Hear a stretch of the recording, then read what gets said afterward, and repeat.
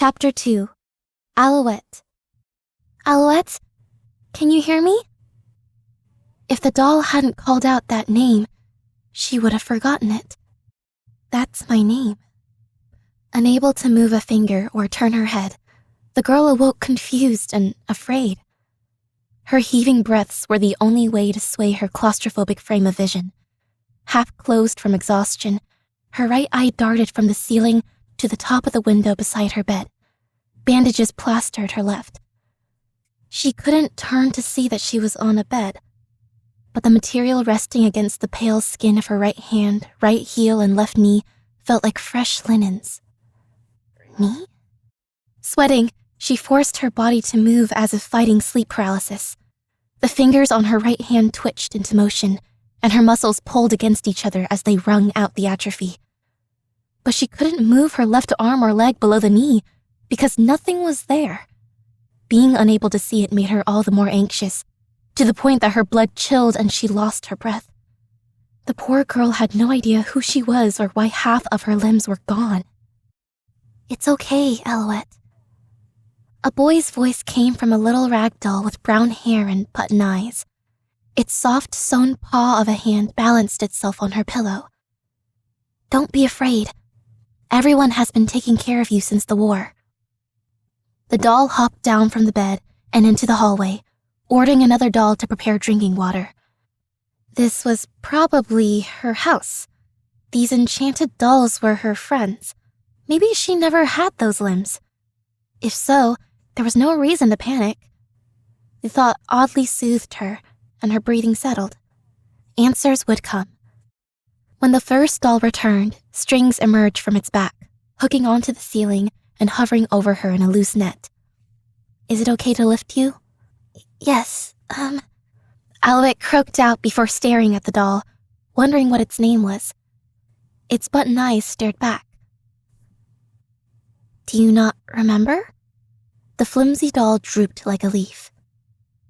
"Sorry, I don't remember anything." "It's okay. You're still you." Understandable for a doll to take devastating news so well. "I'm Perry. I hope you can trust us to take care of you." The strings drew the pillow and top half of Alouette's body upright. She looked down to see pink, blue-tipped hair pooling around her patient's gown and underweight body. Wincing at the sight, she shut her eyes. A doll arm and leg were attached to the stumps of her missing limbs. But amid her fear, something about the wooden parts radiated comfort. "Treat them as your own body, or they won't work." "Really?" She nudged the leg and pop! Alouette yelped and stuck it back on with Perry's help, further confused that there wasn't any mechanism attaching the prosthetics to her body. Trying to ignore the scars at the end of her stumps, she turned her attention to the doll hand. The perfectly carved hand looked much bigger compared to Alouette's skin and bones. Her cheeks flushed, despite her knowing that it wasn't the time for shallow thoughts, and that the audience was a rag doll. Something else about the doll hand caught her attention. Dashes of red looping around its palm and back. A spool of thread came to mind. There was something about this simple design that humans would fail to comprehend. An aura, presence, and authority. Gazing at the red thread on her hand, she made the connection. "This," Alouette realized, "is a dominion mark, isn't it? I'm a witch." Remembering that it signified the reigning master of a field, she gawked at it. "The doll witch? And you're my familiar?" Perry stared at her again, but it was difficult to read his fixed, smiling stitches. Alouette had either said something obvious or the most ridiculous thing he had ever heard. Or maybe she was being too self-conscious, and he stared because he was a doll. They tend to do that unless someone moves them. "I'm glad you figured that out." His eventual response was a content one, and Alouette sighed out her building embarrassment. "Yes, that's good. You should be able to use the doll parts now." He was right. She could raise her arm and control every digit with precision. The parts perceived texture and temperature, down to the breath she exhaled in surprise. It may still feel foreign, but don't forget that you're the doll witch. Witchcraft won't function without identity and connections to concepts. Alouette stared back as blankly as he had to her. Perry returned the look for a good minute before realizing she was confused. Names are important. She nodded. The girl asked what had happened to her, but Perry didn't know. He had only found and carried her back home 2 years ago from the border. The dolls nursed her back to life from critical condition, but the cause was a mystery. Fair enough, but what about her past? Where was she from? Did she have family or friends? How, when, and why did she become the doll witch? How old was she? Perry claimed to not know everything. In truth, he knew the answer to one of those questions. But we cannot say yet, not until he tells us. With her disappointment, Alouette shelved the creeping fear of her intangible past. She took a deep breath and peered around from the bed. Welcoming her was a picturesque room with warm, girlish furnishings. Twirling vine textures etched the furniture and walls. Colorful hanging flags, plush toys, and shining metal trinkets livened the space and tabletops. She heard a river flowing adjacent to the house, but sensed no sign of a town or other people. The bedside window showed only trees, shrubbery, and tall, distant canopies that obscured the sun. Beams of light shining into the room revealed not a vagrant speck of dust. Wide open, the door to the hall revealed a cozy living room and kitchen. A cheerful chorus of children's voices resembling Perry's filled the house. Alouette woke up! Really? It's been 2 years. Yes! Now hurry and get water from the river. Oh no, I forgot! Perry's gonna scold me. Hey guys, what's going on? 5 other cloth dolls in rainbow colors pitter-pattered around, tossing aside their chores to pop into her room. Lining up, they introduced themselves as Patty, Penny, Peggy, Polly, and Poppy, the last being the smallest and youngest. One tripped and fell over nothing during the sound-off and started sobbing. Only after did they wonder why they needed to introduce themselves to Alouette, to which Perry explained her memory loss. Poppy began sniffling and joined the other doll in crying, while the rest chattered all at once. The war's over, one of them, Alouette had no idea which, said. Officially, Perry elaborated, tensions still exist, but we're safe here, far from the border. We live on the victor side, Witch Domina. Since the war, it's been, Another doll, probably Poppy, who had already forgotten she was crying, looked at her fingerless hands, trying to count days. 2 years, Perry informed, patting her on the head. So you brought me here from the border right about when the war ended. Maybe I was injured during it? Perhaps, Perry responded again as the rest flopped around, too ditzy to speculate. We supplied you with energy through the Dominion Mark, not to mention feeding and exercising you. Beaming with pride, one doll held up the wooden spoon from a bowl of nutritious, lukewarm goop on the nightstand. Alouette gulped, realizing how lucky she was to have survived 2 years unconscious. Her fingers twiddled in equal parts of uncertainty and shyness. You all really saved me. Thank you. The dolls took it as high praise, some holding their cheeks and blushing, while others did a little twirl and dance as if her smile was a fine reward for 2 years of work. Perry didn't outwardly celebrate, and instead watched over the others. He wasted little time instructing the dolls what to do next and formed a rehabilitation plan. So began her trial of relearning to walk and stomach real food again over several seasons. Perry, who the other dolls insisted was the oldest, bravest, smartest, and skilledest, cooked the meals. All the other dolls were afraid of fire, so they instead sang as they worked the vegetable garden, foraged, and fished from the river. They even offered to hunt game for Alouette, but she fervently declined. Don't be shy, Alouette. This is our territory, the dolls would tell her. Besides, they had occasionally hunted animals as a source of protein for her coma soup. Really? Alouette asked, humoring them. What's the biggest thing you guys caught? A 2-headed dragon! A doll exclaimed, while the others acted the scene out. Alouette nearly spat out her chunkier post-coma porridge as Poppy flopped over in death throes. Hee, just kidding. One time we got a moose. That didn't quite make her feel better, but she accepted that they were much stronger than they seemed.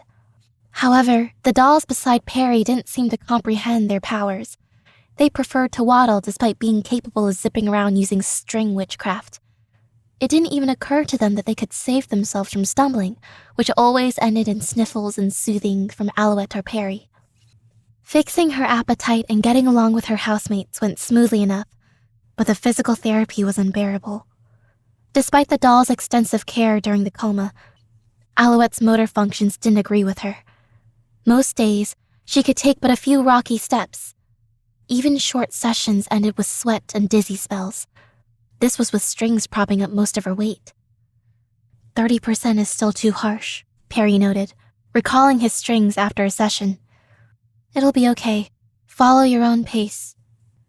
Alouette caught her breath as the other dolls wiped her forehead with a cool towel. It can't be helped. You're making up for 2 years. Keep trying. But the girl remained unconvinced. What was she pushing herself for? She didn't have a past to find comfort in, and the prospects of a future were hazy. At times, she felt like it wasn't even her body. Why fight for it? In contrast, her doll parts functioned perfectly, holding steady when her right hand couldn't grip a toothbrush. Her real hand had to relearn how to write, but the wooden one had no issues. While walking, it was so much easier to lean her weight on the doll leg, even if doing so gave her a limp. The doll parts didn't ail her on nights of lethargy.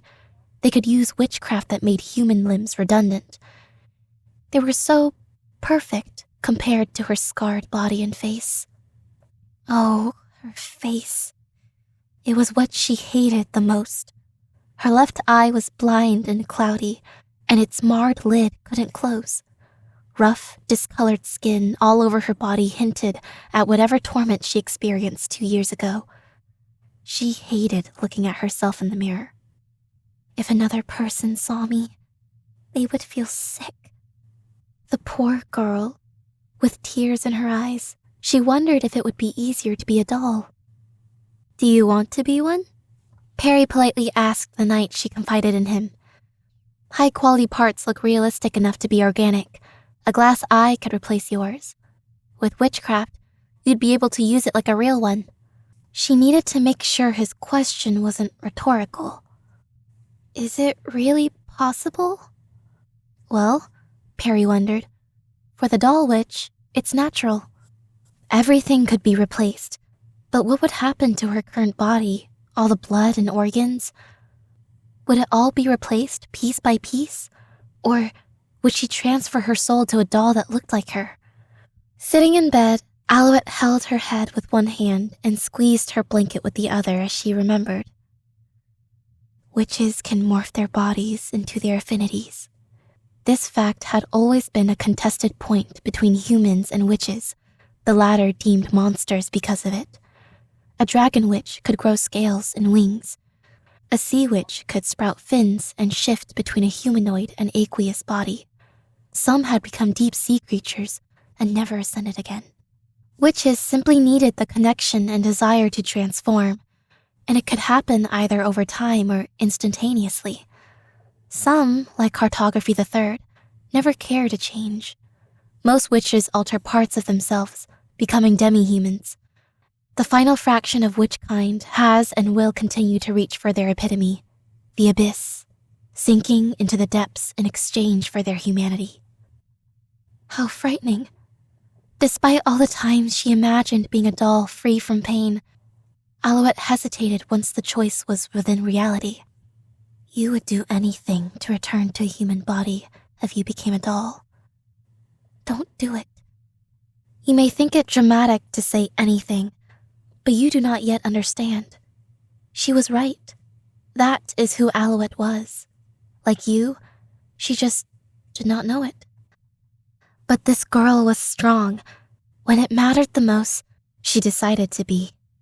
Thus, her path opened, and her story began. Moonlight from the window behind her shone like a beacon from another world. It would dispel her fears for this one vital night. I want to stay as I am. I'm tired of hating myself. I want to get results while being me.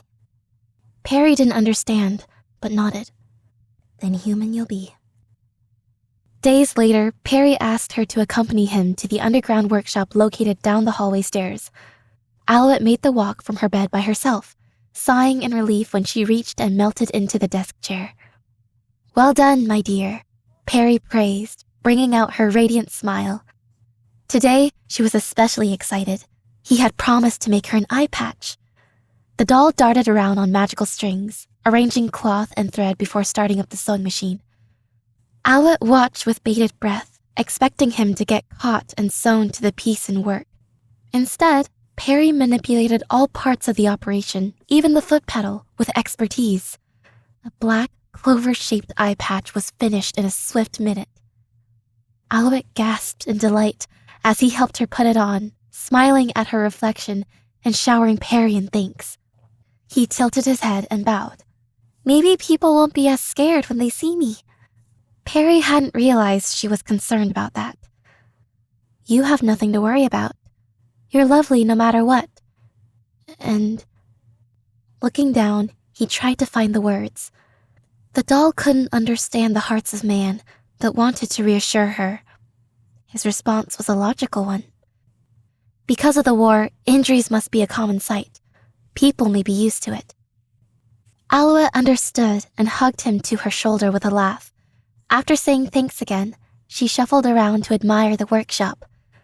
The dim room, cozy and charming in its mysterious mechanics, was packed with orderly reams of multicolored fabric, thread, knickknacks, and doll parts.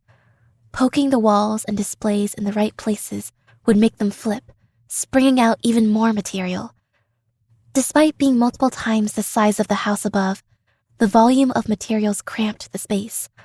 Arrays of felt, cotton, silk, leathers, and furs. You could get lost in the swatches and textiles that wish to become an item beloved by someone someday. It was the witch's lair of this witch's house. Something in this room had caught Alouette's attention. On the work desk loomed a dark cabinet stretching from wall to wall. A meter in width, its height sat flush against the ceiling. There's enough space for a person to stand inside. It would make sense if it were for storing life-size mannequins. Balancing one hand on the desk, she reached over and tried to pull, push, and slide the left door. But it wouldn't budge. It must have been locked. How strange, since everything else in the room opened with ease. When she asked Perry what was inside, he replied that it was doll parts and supplies. If she asked the other 5, they would giggle and call her silly. After all, they'd seen her open the cabinet countless times. Alouette huffed at the bratty dolls, but couldn't stay annoyed at them for long. It wasn't their fault. If they could, they would have told her what was inside that workshop. Something about the cabinet stirred unease in her, but she brushed it off. How would she know? Believing there was no way to open the doors without breaking them, she let it be. It was probably just a cabinet.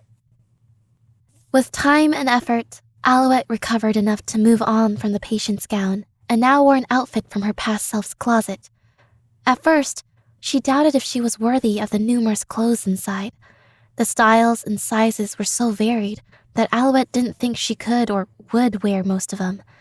She must have enjoyed dressing up both dolls and herself. There were some items she took a fancy to. A white blouse, a black skirt embroidered with gold, and shiny penny loafers. Now, she had the courage to wear them. She smiled at herself in the mirror, shy but proud of herself and her recovering appearance. Her arm and leg now matched the size of her doll parts, save for one area. The doll hand with the Dominion mark still seemed bigger than her natural one, but she didn't let it bother her anymore. She must have made a sizing mistake when creating it. Her recovery had gone well, in part because she had found a tangible reason to improve.